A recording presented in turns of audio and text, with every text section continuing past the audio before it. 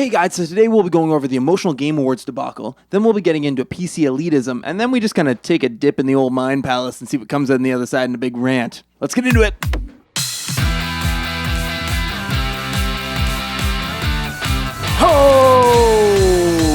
Holy cow. Okay. Hello, everybody. Welcome to CGN. My name's Nathan, and this is Kevin. And today we'll be doing our NamesCast. Yeah. Got it right you that almost time? fucked that up, yeah. Listen, man, you don't need to call them failures, okay? I just woke up from a nice nap. I come over, and you're like, well, we'll do NameCast. Do we have a topic? No, you don't have a topic. Whatever. Yeah. Anyways, it's our podcast we do where we talk about things and stuff and junk. Yeah. Okay, so do you want to go first or do you want me to? Sure, I will go first. So, recently they announced a new... Fuck off. Recently we announced, not we. Recently there has been announced. We announced it. We didn't announce it. Not true. A new game awards called the Emotional Games Awards. What does that mean? They give awards to the games that make you the most sad. They give you the feels, as the internet calls them? Yeah, awards to games that give you the feels. So is this just being introduced for this year? Yeah. 2016 is like the first year for it.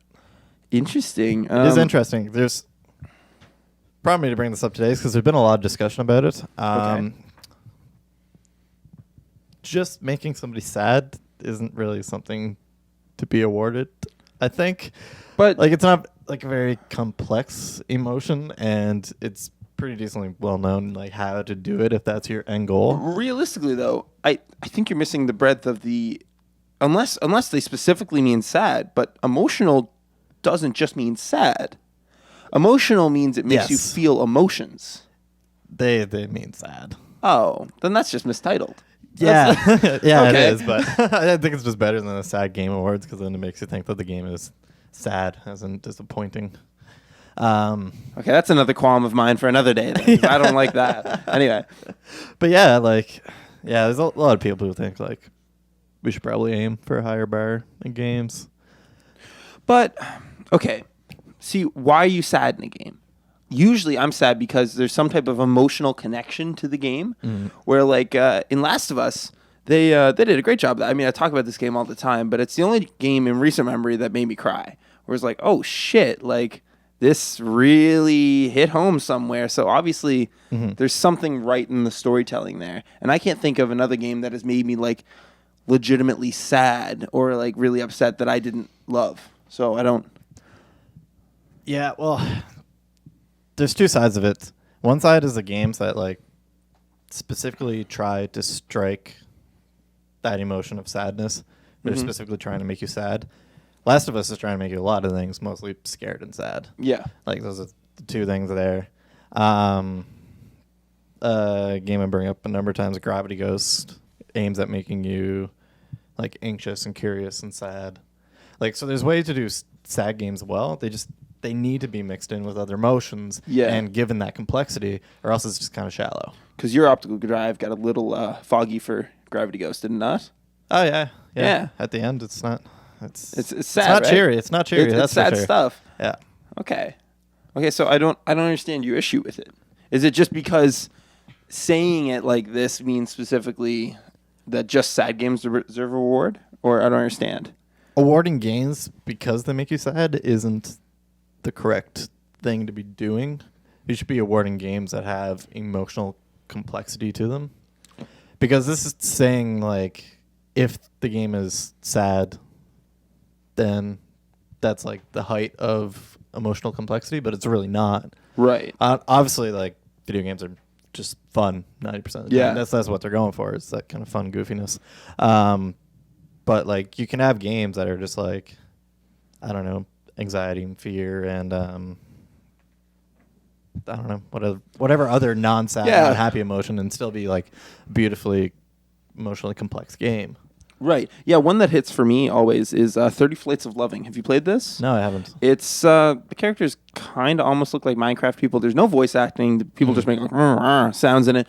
But it's a really interesting story told out of order, and like it kind of gets you. It gets you going a bit. Like there's a love story tied in there. I won't spoil it for anyone, but there's some action moments, and then things go south for everyone, and it's like it looks bad. It's kind of a blocky world, but it made me feel tense. It made me feel really sad towards the end and just like intrigued in what's going on. So I think, I don't know, I see what you're saying, but I think a game that's going to stick with people enough for it to be like considered for an award, I don't think it's going to be the game that's just sad. Like I think I don't know. I just remembered a game that was emotionally complex and didn't have sadness. What's that? Journey. A lot of people cried during Journey, but it wasn't because it was sad. It was kind of beautiful in a way. Yeah, it was like out of beauty, and because it does have like anxious moment, like when you're climbing the mountain and there's the things overhead and like stuff like that. So that game, it doesn't do anything sad. Like characters don't die. It doesn't build up this thing at all. It's just this emotional journey brought to you through music and art. And and then when you finally reach your goal at the end and your fucking scarf thing's forever long, and you're just like, you go, little red man. Like you're so happy. Yeah. So happy. So yeah, I guess I can feel you there. But what I was trying to say is that I don't think a game that just has this shallow, just sad effect is going to get considered for an award like this. Like I can't think of a game that at least stuck in my mind that was just going for sad. You know what I mean? Yeah. It always had some other things going on in it that made me think about it and say to someone like, whoa, this is an emotionally impactful game. You should really play this. So like Walking Dead Telltale Season 1. Yeah. It's great game. And there's more going on there than just sadness. Just sadness. Yeah. Hopefully the games that get those awards do have more complex emotions than just sadness. But like, yeah, as it seems right now, it's like, it just seems like that's what they care about. So did they give any examples? Not like emotional complexity. Did they give any examples as to what's considered? Because I can't even think of a game like that. Like, do you have an example? A game that is just sad. Yeah, I can't think of anything, so that's why I'm a little confused. Because I like the idea of what you're saying, and I like that there has to be more depth to it, but I can't think of a game that just has sadness to it, that is that kind of shallow thing that you're discussing. There's a number of indie games that are kind of go for that.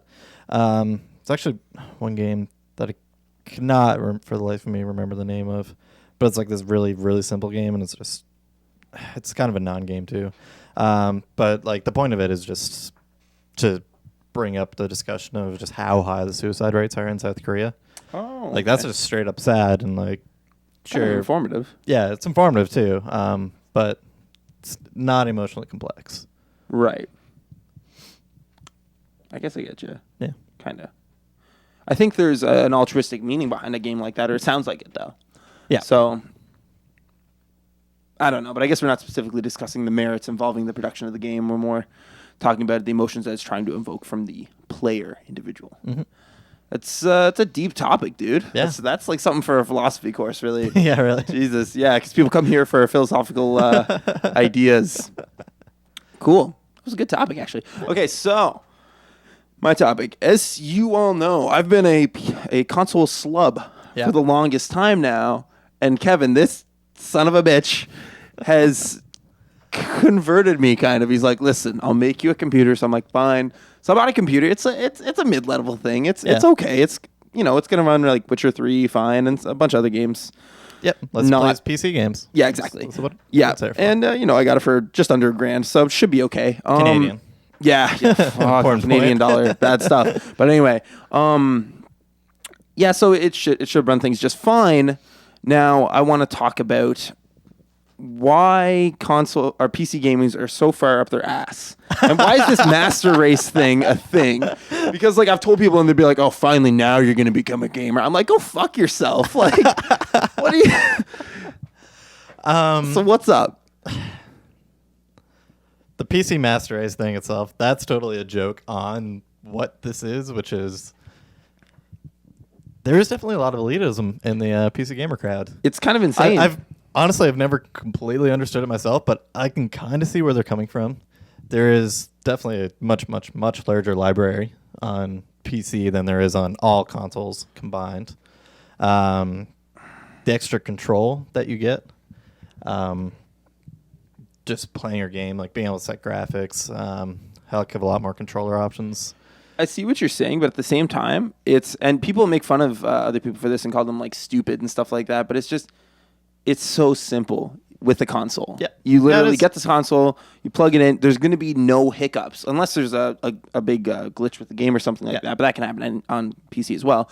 But there's going to be no hiccups. There's no drivers or any shit like that. You fucking plug it in and you play it. That's simple. You get on PC, it's like, oh shit, well you have to update this and that. Oh no, okay, well this doesn't support that. Oh fuck, well you're screwed. Yeah.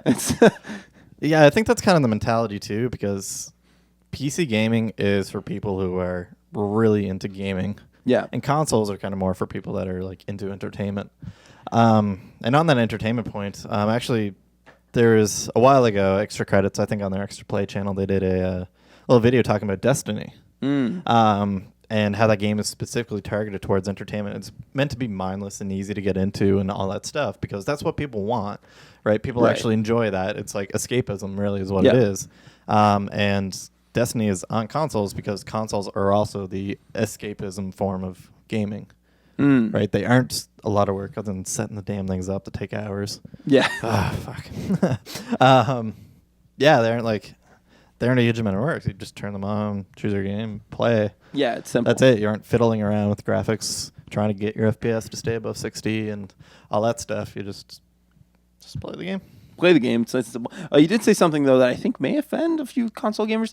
I think there are some pretty hardcore console gamers out there. It's not just... There are hardcore games. I was definitely generalizing. Yeah. Yeah, like... play Witcher 3 on a console, all the power to you. That's not a casual game at all. Exactly. That's a really deep game. Yeah. I mean, see, it hits more of the just general consumer. And realistically, everyone kind of gets lost in their own little like ecosystem and little bubble and thinks most consumers are like them. That's not the case. Most consumers are your mom and pop buying something for little Jimmy. Primarily, that's hitting like, to 18-year-old, maybe 20-year-old dudes. And they're not going to buy their kid a PC because imagine a guy like Best Buy or something trying to explain this to him. Yeah. Okay, so you're going to build a PC? Oh, perfect. Let me run through the parts for you right now. And mom's eyes are just glazing over. And like, is Jimmy even going to fucking understand this? Realistically, probably the day and age we live in now, probably. But mom and dad aren't going to understand this. I mean, I don't think console gaming is going to be... like the pre-built gaming PC market. That's a weak market. Yeah. People like Alienware do it. Like there are pre-built PCs that are very good at running games, but it's not a huge market because it's overlap with console, and what PC gaming actually is it just doesn't fit nicely into those segments. Okay, so now a little segue. The bridge, the Sasquatch, if you will, not the Sasquatch, the missing link in between those is kind of getting filled right now, and I'm wondering what you think of it. You probably know where I'm going with this. Maybe. Steam machines? Yeah, that's what I thought. So, what's the deal? Yeah, it's filling in a gap like that is kind of weird because that's implying that there is a spectrum between I want a really easy to do casual game and I want a full control hardcore PC game, and like getting somewhere in the middle of that, like it might exist, it might just not though. Yeah, I don't really know who that audience is for because it's like, hey, it's a console that costs probably twice as much. Yeah. Just because like Sony and Microsoft, they have specifically designed parts and they're able to get to that super low price point because it's something that's being mass produced, and they have custom made CPUs and GPUs and things like that, so they can get it real fucking low. You can't get something like that with a PC. Like you're not going to. Even going to come close. Like I see things out there all the time saying, "Oh, I have a console killer" and things like that. Well, it never is. It's like, yeah, it's a console killer plus $400-$500. Like, yeah, there definitely is. No, on the PC side, there's that added cost of having exchangeable parts and that modularity, I guess. And yeah. Consoles don't have that, so it's going to be inherently more expensive to get into PC gaming. But that's not actually true if you play a lot of games. You will save money overall, right, on PC gaming. Steam sales are nice, but Steam sales, yep. But realistically, I don't know about Xbox because I don't own one because. Fuck that. But I don't know, on the PlayStation Store, they're getting some mighty fine sales, like sometimes like 75% on legitimately good games, and you do get free games given to you, which, God, I mean, if you weren't subscribed to PS Plus before, you have to now because they give you, it's such a good value. Yeah. Yeah. Xbox Gold does the same thing. It's like 2 free games a month. Yeah, which or is whatever. good. Yeah, it's good that they're catching up. Honestly, I believe that stuff's like in reaction to how well Steam does. Yeah. Yeah. Okay.